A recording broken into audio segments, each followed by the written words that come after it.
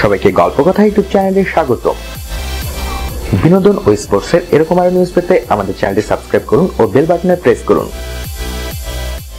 বলিউডে অসংখ্য সিনেমা রয়েছে যেগুলো নামি দামি তারকারা বিভিন্ন কারণ দেখিয়ে ফিরিয়ে দিয়েছিলেন।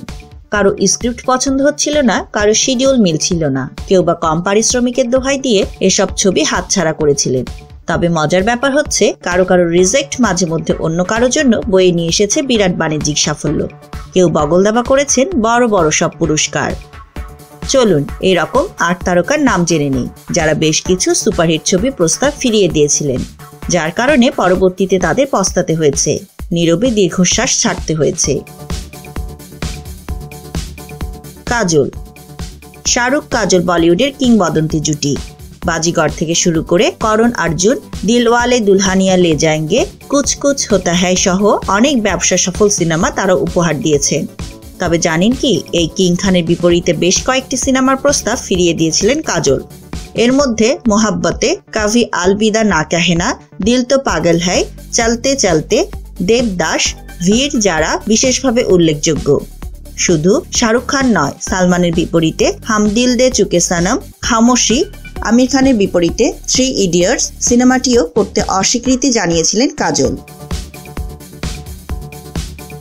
অক্ষয় কুমার। কালজয়ী ভারতীয় অ্যাথলেট মিলখা সিং এর বায়োপিক ভাগ মিলখা ভাগ এ অভিনয়ের ডাক পড়েছিল বলিউড খিলাড়ি অক্ষয় কুমারের, কিন্তু তখন তিনি ব্যস্ত ছিলেন দেশি বয়েজ হাউসফুল 2 সিনেমার শুটিং নিয়ে। এ কারণেই তিনি মিলখা সিং হতে রাজি হননি। অথচ নিজের চরিত্রে স্বয়ং মিলখা সিং এর প্রথম পছন্দ ছিল অক্ষয় কুমার। ছবিটি সব মিলিয়ে 40টিরও বেশি পুরস্কার পেয়েছিল, যা অক্ষয়ের আফসোস বহুগুণে বাড়িয়ে দিয়েছে বলাই যায়।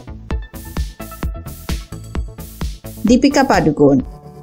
2012 সালে মুক্তি পাওয়া জব তক হ্যায় জান সিনেমার মীরা চরিত্রে পরিচালক যশ চোপড়ার প্রথম পছন্দ ছিল দীপিকা পাডুকোন, কিন্তু বলিউড বাদশার বিপরীতে ওই সিনেমায় অভিনয়ে অস্বীকৃতি জানান দীপিকা।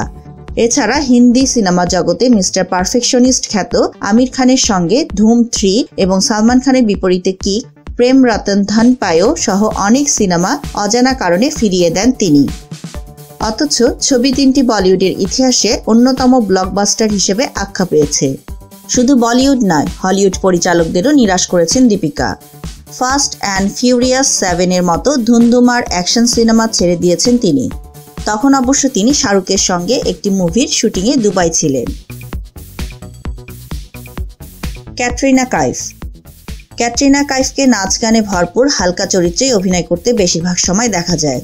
অথচ superhit cinema Chennai express, Meenamma এবং ইয়েহ জাওয়ানি হাই দিওয়ানির নায়না কিংবা বাজিরাও মাস্তানির মাস্তানি চরিত্রটি তার ক্যারিয়ারে ভিন্ন মাত্রা যোগ করতে পারত, কিন্তু তা আর হলো কই।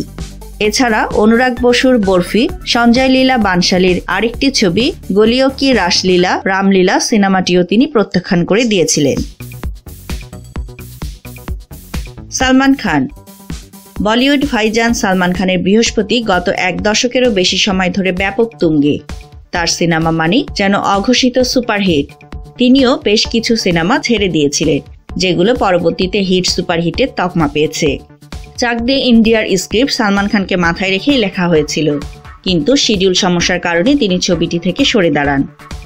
অন্যদিকে গজনি সিনেমার জন্য আমির নিজেই সালমানের নাম প্রস্তাব করেন।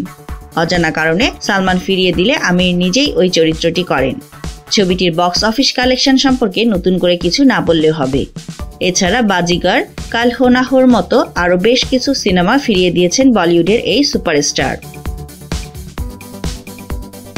সাইফ আলী খান। পরিচালক আদিত্য চোপড়া দিলওয়ালে দুলহানিয়া লে যায়েঙ্গে সিনেমার স্ক্রিপ্ট নিয়ে সাইফ আলী খানের কাছে গিয়েছিলেন। শুনতে অবাক লাগলেও সিমরানের রাজ হওয়ার কথা ছিল সাইফের।